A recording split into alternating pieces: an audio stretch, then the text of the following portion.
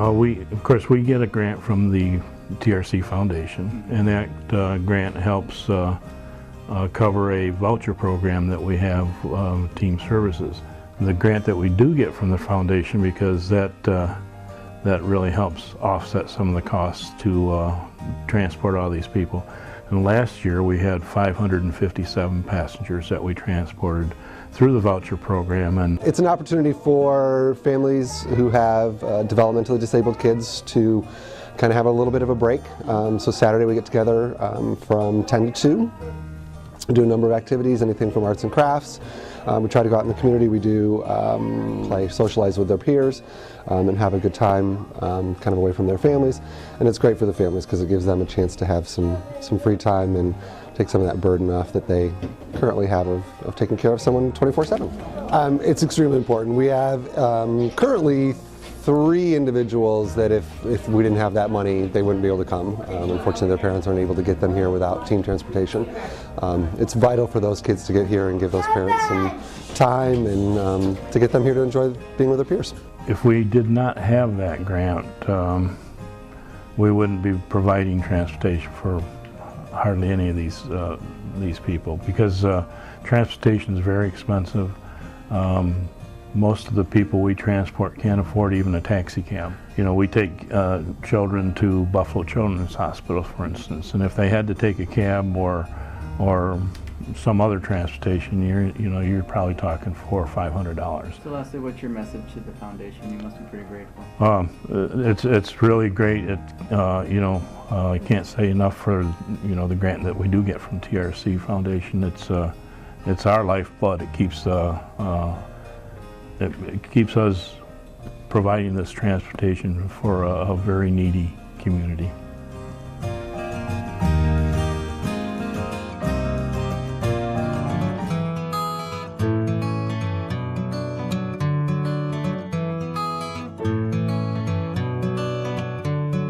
I've been a manager for 20 years, and through those years the job has basically stayed the same, but there's always more and different ways of doing things. I'm responsible for managing a house, and that includes the staffing, the budget, the activities that they do, the maintenance of the home to make sure things get done in a timely manner, and the health and well-being of the clients that live here, of course. And what do you like best about your job?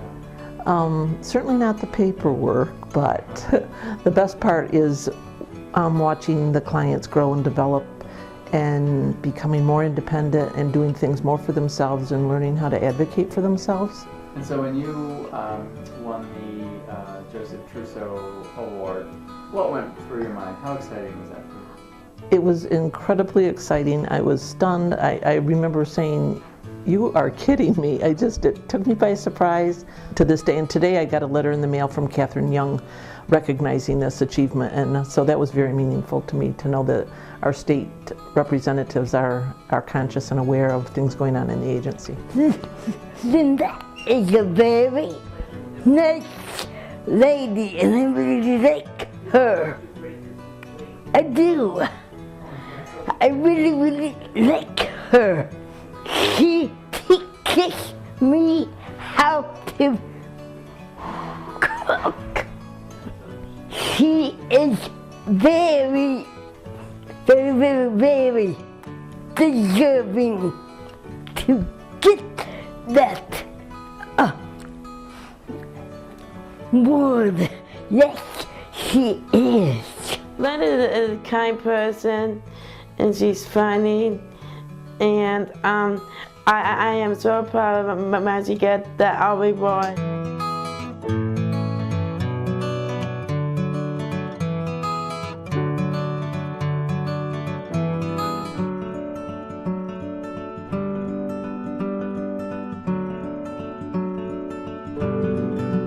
Okay, we created the Picking Club about 2 years ago.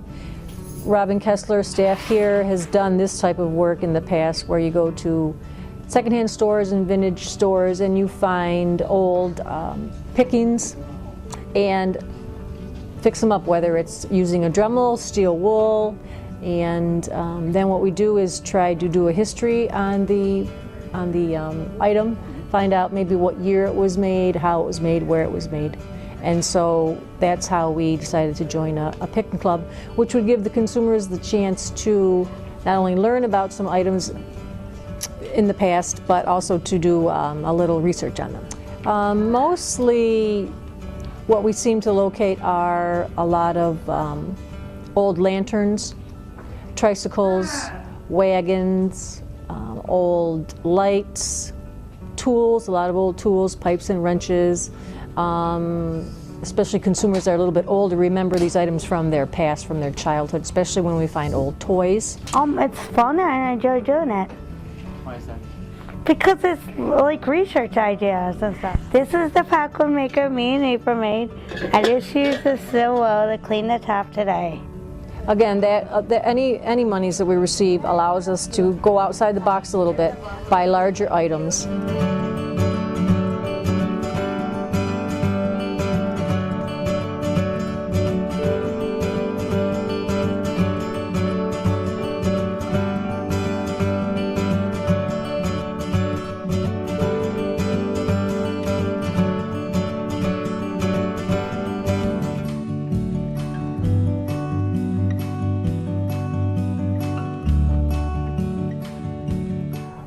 My eyeglasses came about due to the fact that they are so expensive, and you know, $300-400 some dollars, and my company was kind enough to help me, you know, with that process, supplement some of that so that wouldn't be such a burden and strain upon me.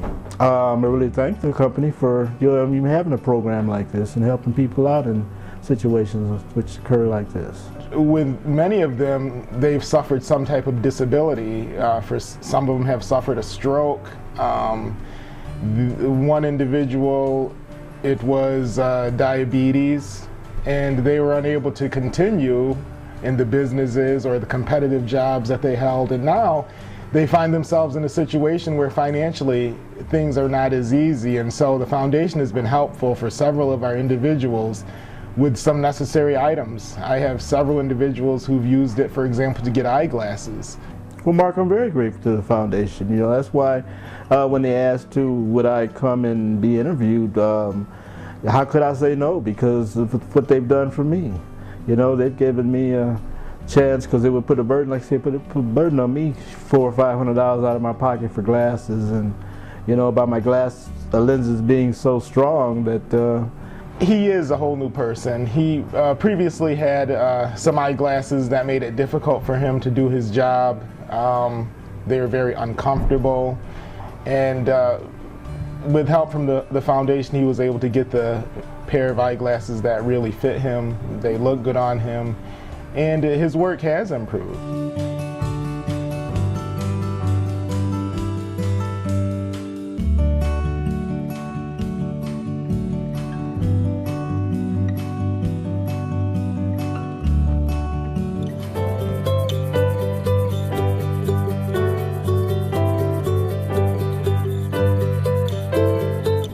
I really love my job. I think the Resource Center is a great place. You know, it's helps so many individuals. I've seen so many individuals grow since I've been here that it just, you know, makes you feel good. So it entails working with the individuals in the work center, teaching them different tasks and new jobs that we have coming in, and helping them learn how to do those jobs, and working with them every day on, you know, their personal issues and their being able to succeed in the work environment.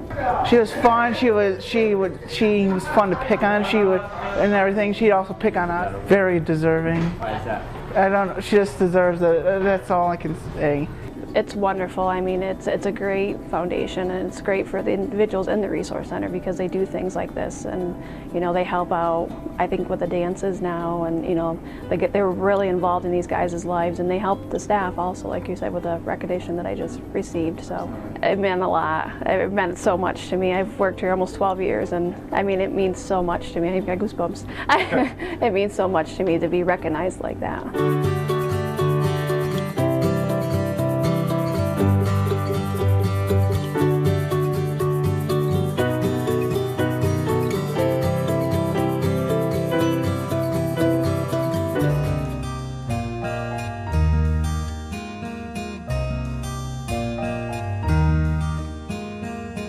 Well, I heard throughout the neighborhood that there was a place called Pros, Passages, and I checked into it, and I was very, lost with myself and no hope and whatsoever. And this gave me incentive to, I would have to say, live. I heard a quote one time that says that we go 40 days without food. You can go maybe 2 weeks at the most without water, probably 2 minutes without air, but only 1 second without hope. And that's where I was, without that hope. But he's given me so much incentive to look into myself, motivate myself. I'm a recovering individual, which gives me a unique perspective into the challenges and the barriers individuals face. Work with a lot in the community, as well as here at Passages. Sometimes there's the same issues that we all deal with. How to deal with the issues of life, the barriers. It could involve landlord disputes. It could involve the legal system. It could involve family court. It could involve substance abuse. Really, there's no set thing. I kind of wear many hats. Probably the best part is maybe, for instance, when I'm in a group and we're discussing various topics, and I kind of see the light go off in their eyes. I said something that rang a bell. They realized in their own words, in their own way, what change they needed to make, and I can see it. And it really, that's what keeps me motivated. It's the individuals that come in here every day, despite their challenges and their barriers, and they keep trying. But it's programs like the foundation that help us support them in the community, in their homes, bettering their lives, which really is the component of recovery that's most important. It's what the individual needs most. How important? I can't even put words on it. I mean, come on, like this place wouldn't be in existence. I'd be basically streetwise in a way, I'm just another person out there that's not being heard, but because of these groups that are out there, they give us a voice. They give us hope, and yeah. Without support from programs like the TRC Foundation, there'd be a lot less hope.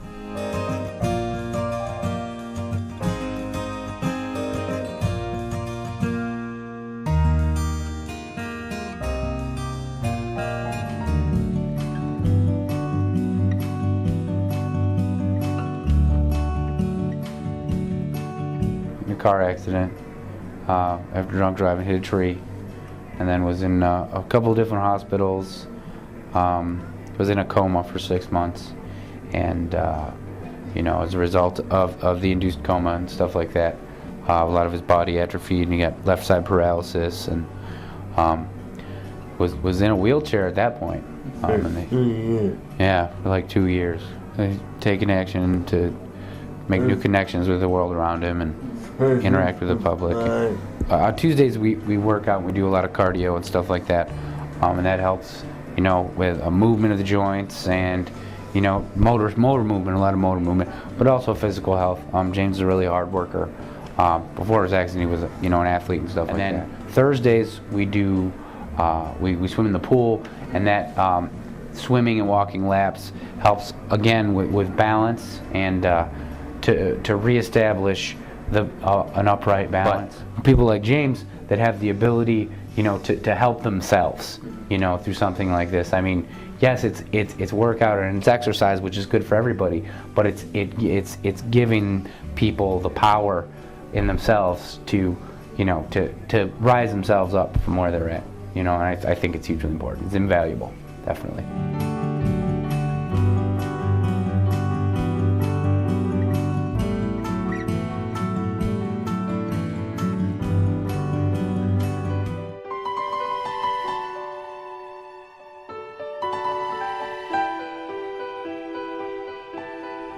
Success it's a social skills group. There's groups of kids about the same age, same ability level. There's 2 to 4 kids in each group. And we teach them social skills for the first half it's a 2-hour long session. For the first half we teach them skills. So we could teach them how to say hello, how to start a conversation. The second half we'd be going to the community and practicing those, trying to generalize what we learn. The kids, they range in ability and age. They have kids with Asperger's, kids with PDD, NOS, and then kids with autism. And again, their ages, the youngest I think is 6, and all the way up to age 21 so far. They like it. They really look forward to it. And I've gotten really good feedback from the parents, and they actually do practice the skills at home, which is nice.